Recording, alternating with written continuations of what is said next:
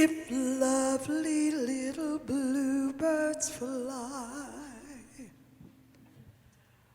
over the rainbow,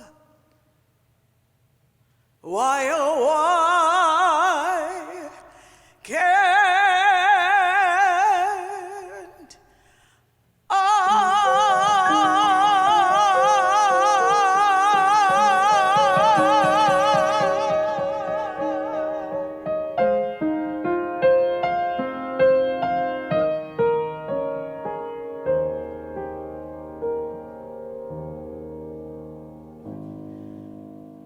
somewhere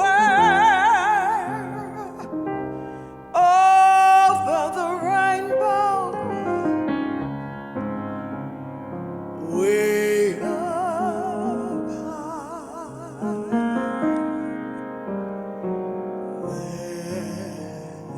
there's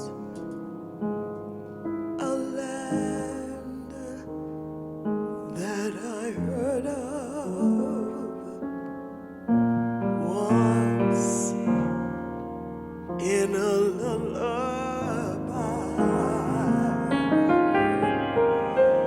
Somewhere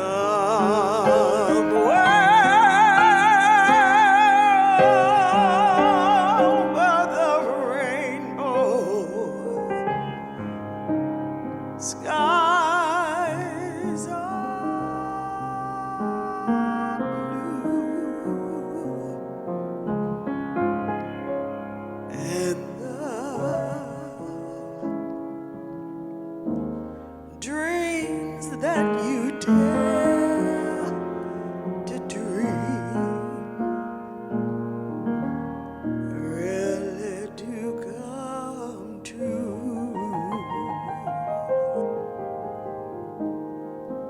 Someday I'll wish upon a star and wake up where the clouds are far behind me, where troubles melt like lemon drops away above the chimney tops. That's where you'll find me, somewhere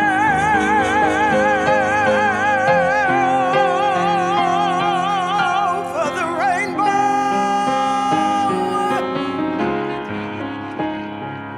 Bluebirds fly,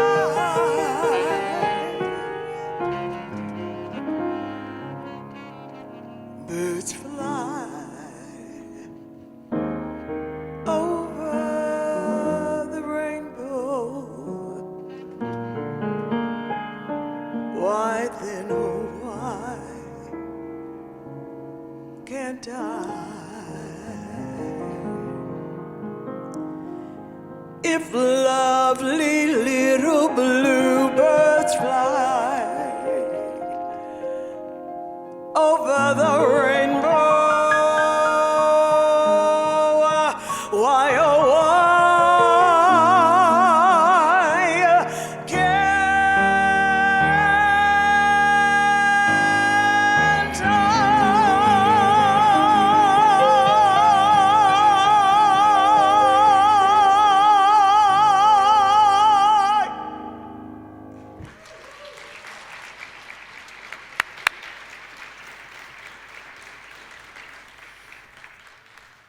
Thank you, Millie Edwards, and Jim Mayer, of course, and Geneva, hi.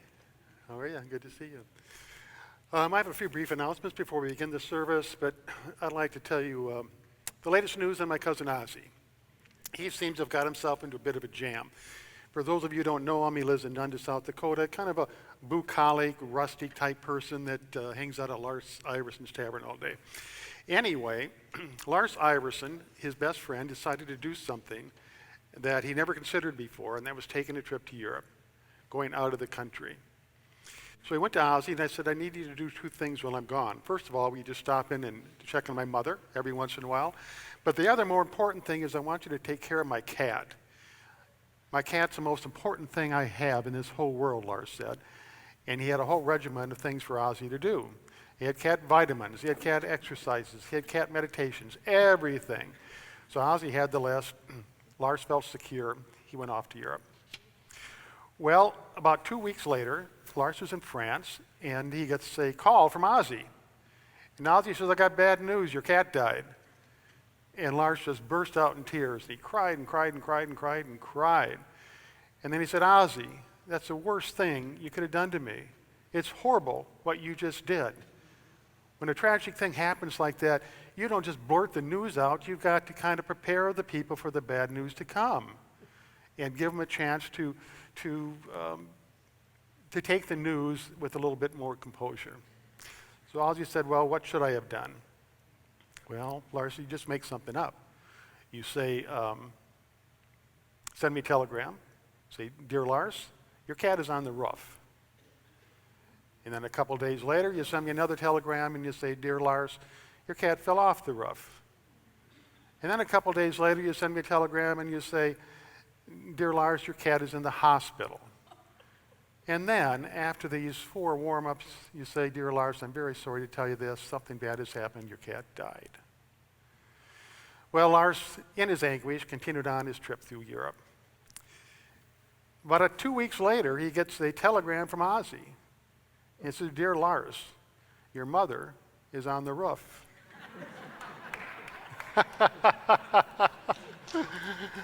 Okay.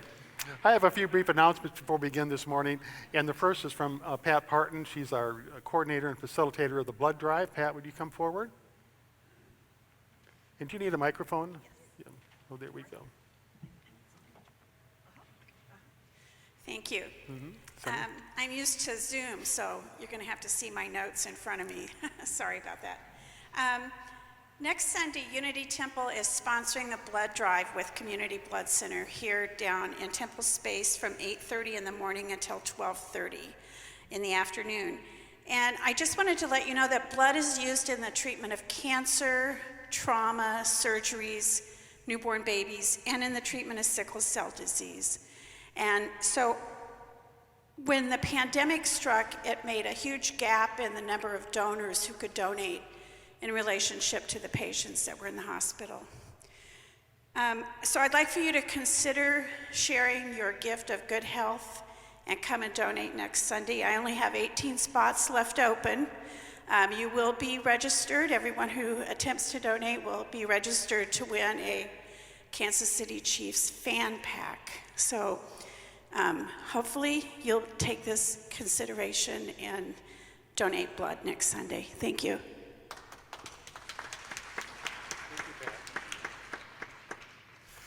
So we will now begin the service with the temple chimes, the opening prayer, and Geneva Price with the call to inspiration.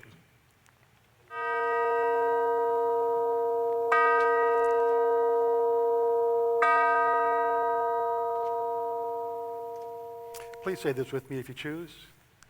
On this day, we dedicate ourselves to peace on earth. We accept ourselves without harsh judgment and express appreciation for our individuality.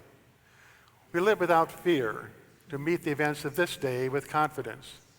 We accept others without prejudice to experience a sense of unity with all people.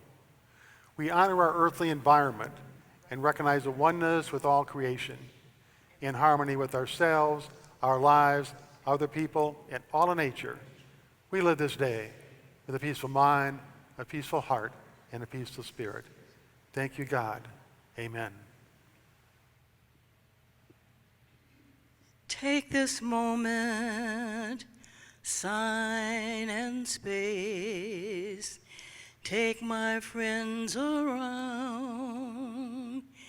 Here among us, make this place where your love is found.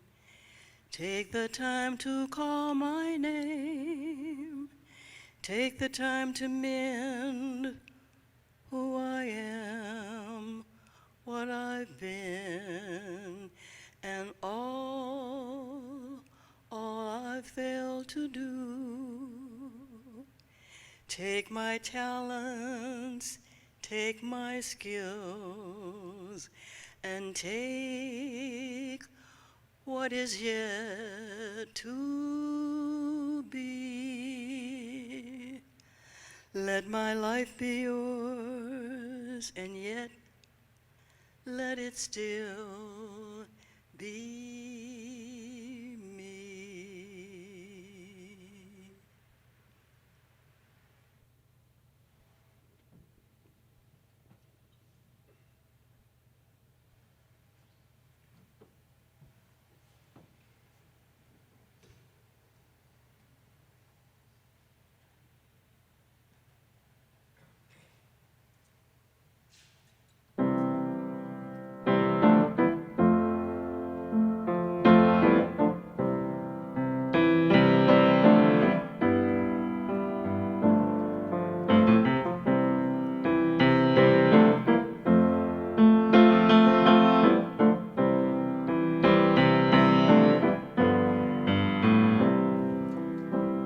Sometimes in our lives, we all have pain, we all have sorrow.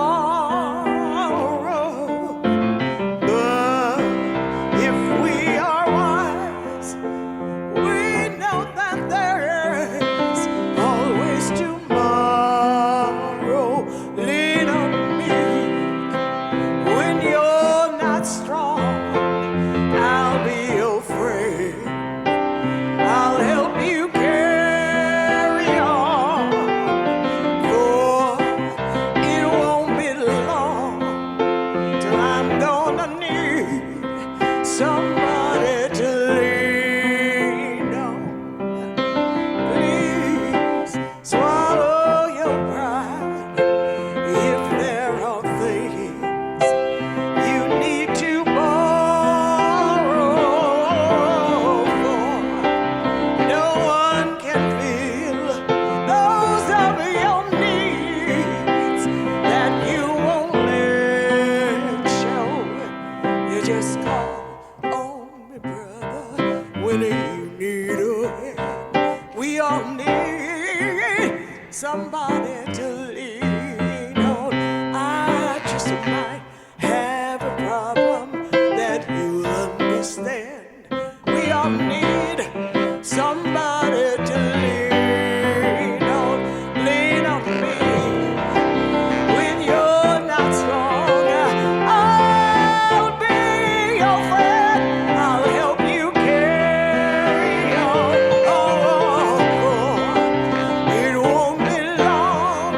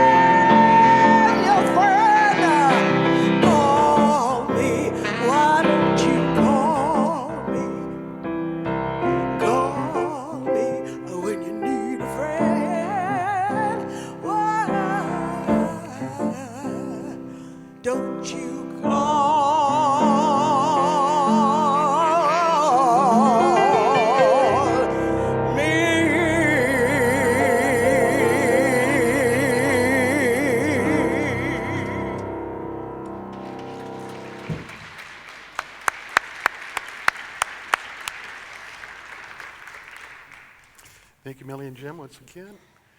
How's everybody? Okay?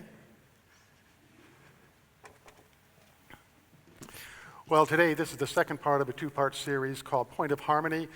And the bottom line for the whole thing is that relationships are everything. We cannot think of a single part of our life, a single aspect of who we are that doesn't involve a relationship of some sort. We relate to other things and we create a relationship. That is part of us. It becomes a part of us if there's a deep emotional investment in it. Now, in the late 1800s, Charles and Myrtle Fillmore, the founders of Unity, did extensive research and study about world religions, science, and spirituality. And towards the beginning of the 1900s, they set forth 5 different principles that lay the foundation for the Unity movement. And the very first principle was there is one power, one presence, one creative energy, one life force, and that is something we call God.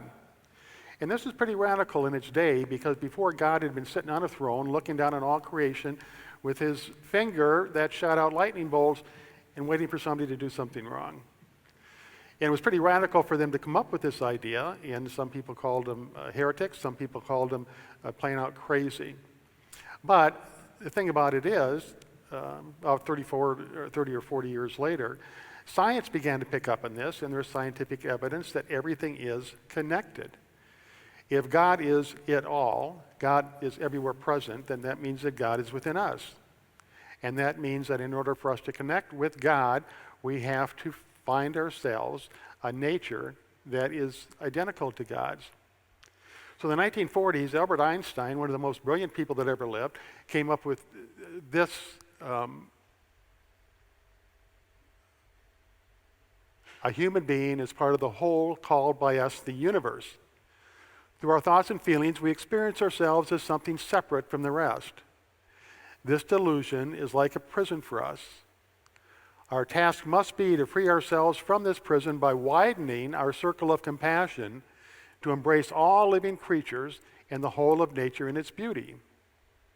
The second dynamic is the nature of God. The nature of God is that of harmony. In order for there to be a connection throughout the universe, there has to be a sense of harmony before those things can connect, whatever it might be. And we see this everywhere present. With the modern day telescopes we have, we can see far out into the universe, and we see millions and millions of stars and planets traveling hundreds of miles or hundreds of thousands of miles an hour, yet they're all in harmony. That they're guided by the laws of the universe. Same thing can happen if we look inward with the most powerful microscope. If we go deep into the very essence of our being, we find cells. Each of us has about 30 trillion cells that are active in this moment. And we find these cells operate in harmony. They all work together towards the common good, which is keeping us alive and well and safe. Now, the nature of God is harmony. The nature of it all is harmony. And the nature of us is harmony. But with our consciousness, we're able to imagine things that aren't true. We're able to create a reality for ourselves that isn't harmonious with a lot of different things. And so it's obvious on the spiritual path, the next step for us to take is to move into that point where our harmony resonates outward to all things. Now, I know that sounds like a very tall task. How do you do that? How do you harmonize with the disharmonic person?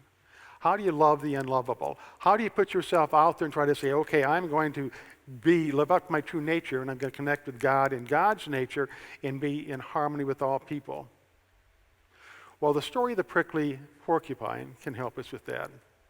There's a group of porcupines, and everything was moving along quite smoothly until winter hit. It became cold, freezing cold, the coldest winter that had been in history. And so the porcupines learned that if they all huddled together, they could create a warmth. The warmth would magnify between them, and they could stay safe and they could stay warm. Well, the problem came up that one of the porcupines insisted on having his quills out. He was a prickly porcupine.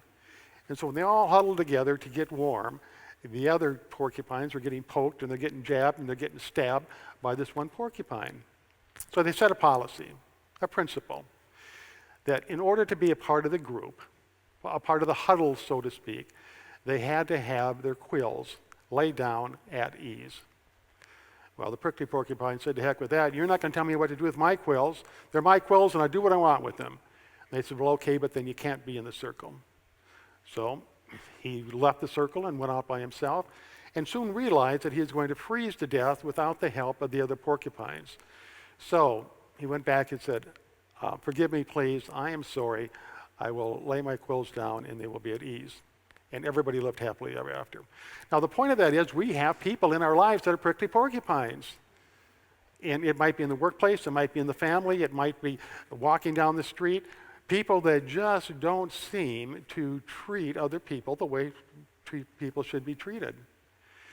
And the point of that is, if somebody in your life doesn't encourage you and support you in becoming all that you can be, they probably don't belong in your life. And that's a tough thing to say because sometimes it's family members. Sometimes it's old friends. Sometimes a good friend of a good friend. If somebody doesn't hold you to the value of your standards of how you value yourself, they probably don't belong in your life. But how do we do that? I mean, that is the question. How do we take somebody that's a family member that's going to show up at all the holiday dinners, that is going to be present at every single family event that's held, and yet be in harmony with them when they are disharmonious and they create a lot of unrest within it? Well, that brings us to what we call the point of harmony. And the point of harmony is a very, very simple process. It's like, if we can show it on the screen, it's like a bullseye. And the white circle in the middle, and I'm going to read this so I don't miss anything. The white station in the circle is called superlatives. And that's for all the people that there's no limit on exposure and there's no limit on the influence they have on you. It's all harmonious. Everything is good all the time. Think small children, puppies, kittens, kind older people, kind younger people. It's those people that you can be with all the time and you just feel good. The harmony is never broken. The yellow station, the next circle, is called dear ones. And the dear ones are those people that bring light and love to your life. For the most part, your exposure to them and their influence on you is pleasant, but occasionally the harmony gets broken. Something happens, there's a rift. Think very close friends, romantic partners, some family members. And we all know that no matter how much we love somebody, occasionally, whether it's a result of how we feel or a result of something that they're doing, that there's disharmony that comes up. And in the yellow station, we just step back and we create a little space until that harmony is restored. The blue station, these are people you refer to as acquaintances. You're exposed to them on a regular basis. They do have an influence over you that is sometimes positive and sometimes negative. You mostly enjoy their company to a limit, and there are times when you need relief from the relationship. Think of some neighbors possibly, people you work with, people you do business with, or friends of a friend. The red station is for the limiteds. And the limiteds are the relationships that always seem to have a hiccup to them. No matter how hard you try, no matter what you do, it always seems to take a dive towards the negative. Whether it's you or them, exposure is often limited, and you take control and keep their influence over you at a minimum. So you think a Christmas card once a year, or a birthday card, but that's it. That's as close as you want to get. The black station are called the invisibles, and these are the people that you don't want in your life for any reason. They have done something to you, they have hurt you, they've abused you, they don't respect you, and whenever you're in their presence, something happens where you get hurt. You don't need any exposure to them. You set boundaries to protect yourself, and their influence on you is non-existent. Yet sometimes you just can't avoid being in their presence.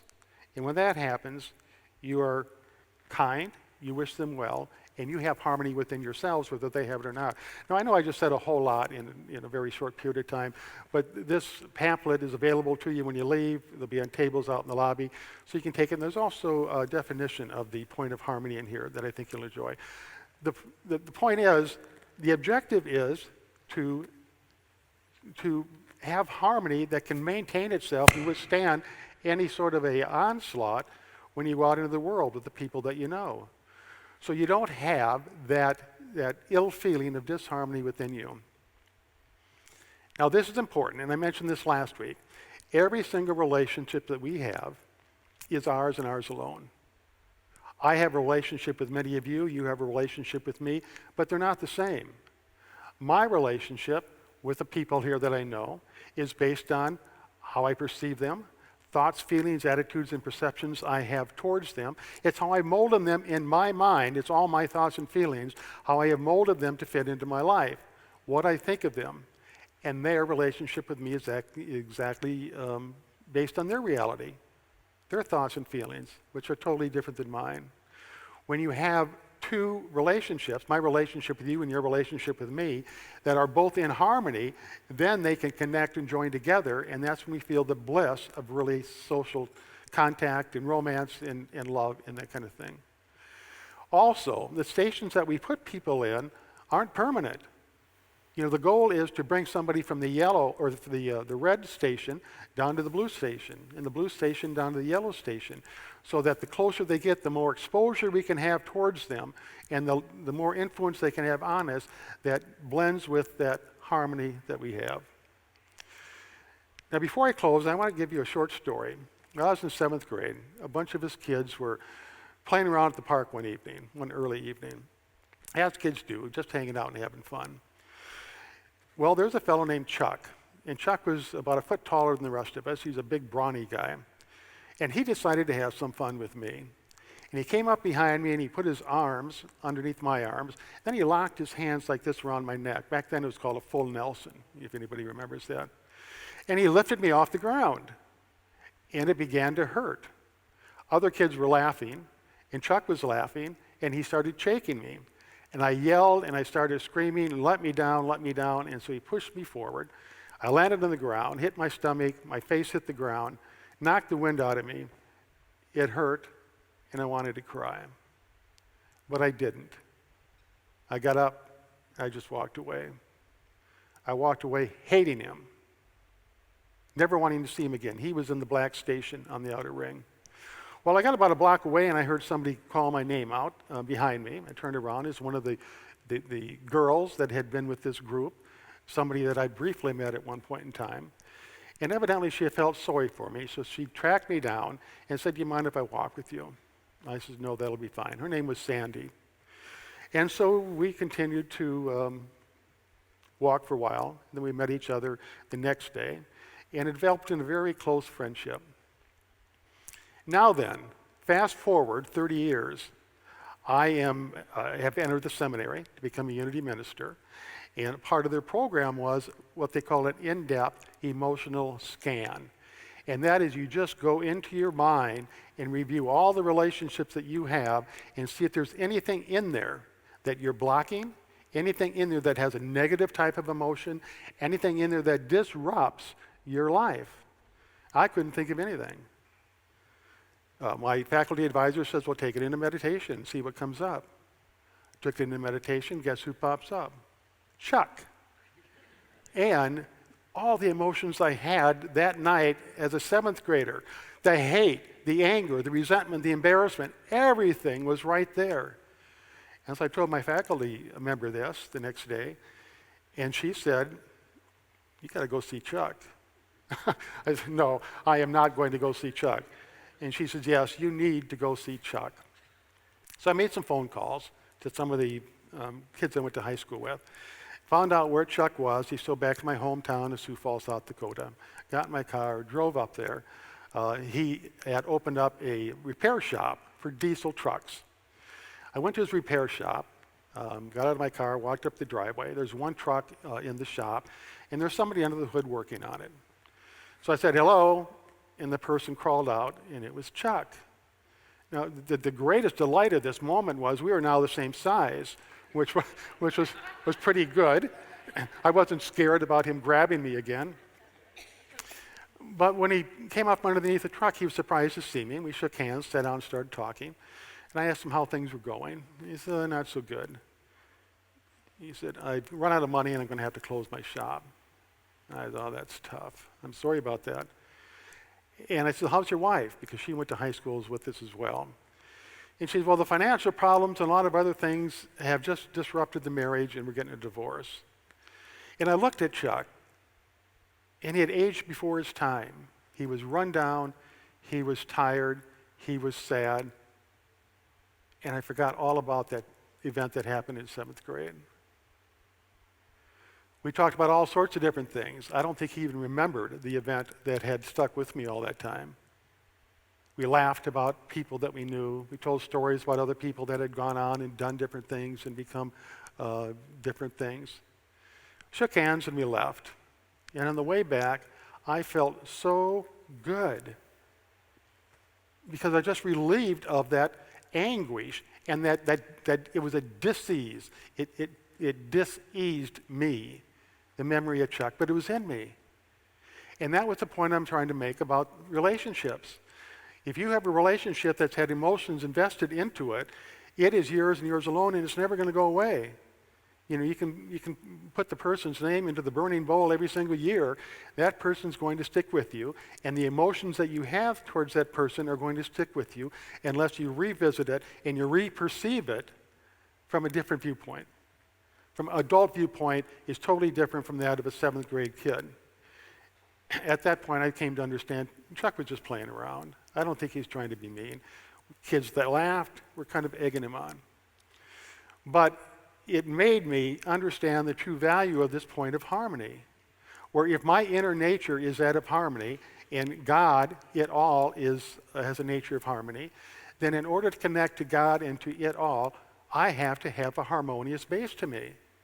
I can't have something within me that is disharmonious and expect myself to be able to go out and connect with the harmonious world. As we move into meditation, think about these things. Think about relationships that you might have. Once again, it could be a family member that is just difficult to be with. You know, there's this notion that we have to like everybody or we have to love everybody. Jesus says this and Jesus said that. But Jesus didn't really say that. When he sent the disciples out to small towns all around to spread the good word, the disciples attempted to do that. But some people treated him rudely. Some people ran him out of town. Some people didn't like him at all. And so they came back to Jesus and they said, you know, this is just too tough. It's difficult getting to these people. How are we supposed to love somebody that doesn't love us? And Jesus said, if you run into somebody that doesn't accept you, if you run into somebody that doesn't want to hear what you have to say, if you run into somebody that denies or ignores the truth that you're trying to spread, that's okay. Just kick the dust from your feet and carry on. We don't have to expose ourselves to anybody that causes us to become less of a person than we want to be. We don't have to expose ourselves to anybody that tries to bring out a lower self of us. We become like the people that we hang around with. And if somebody doesn't like you, doesn't respect you, then they need to be put at a place where you can be in harmony with them. And as I showed up here earlier, that means no exposure to them, and they have absolutely no influence on you.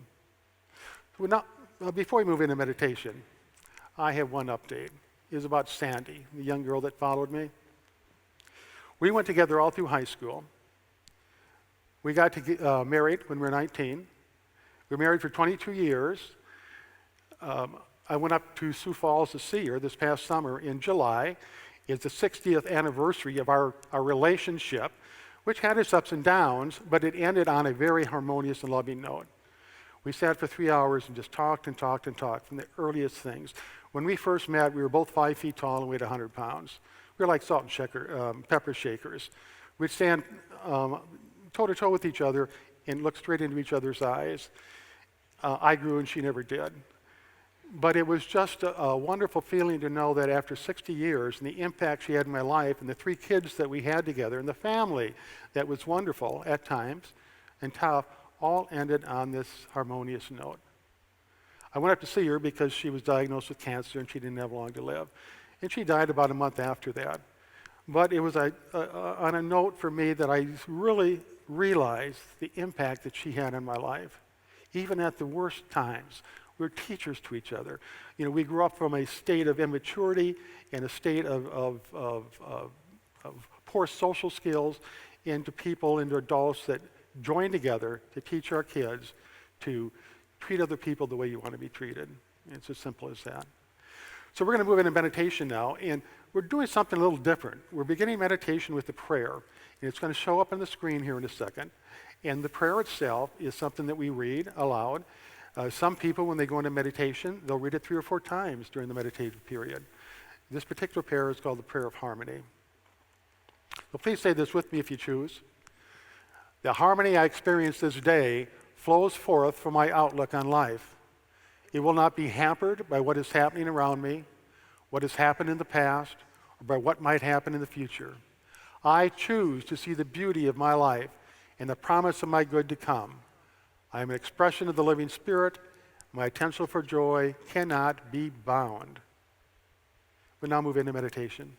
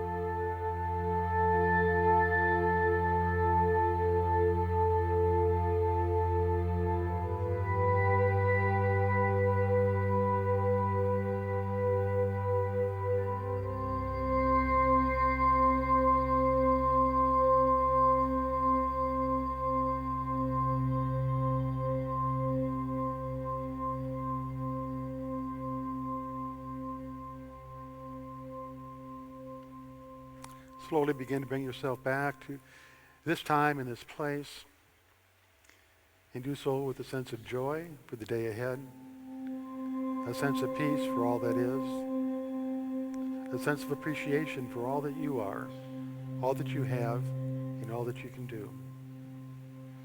We go forth to live this day with a peaceful mind, a peaceful heart, and a peaceful spirit. Amen.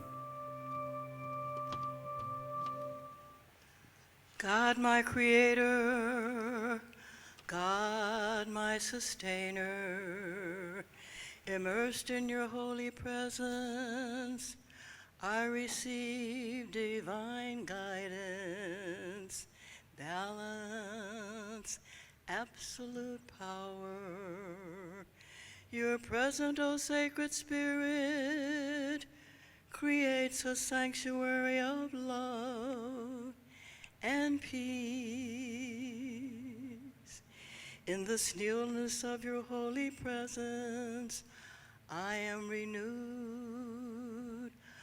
I am renewed.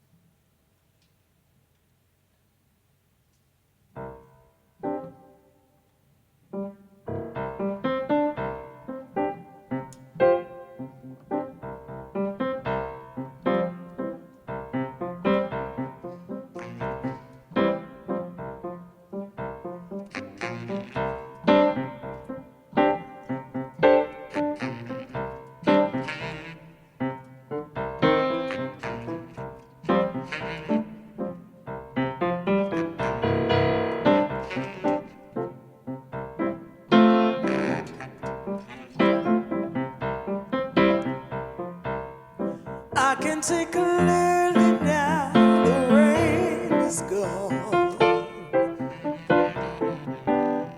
I can see all obstacles in my way.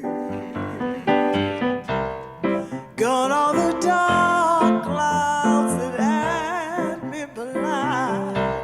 It's gonna be a bright, bright, sunshiny day. It's gonna be a bright, sunshiny day.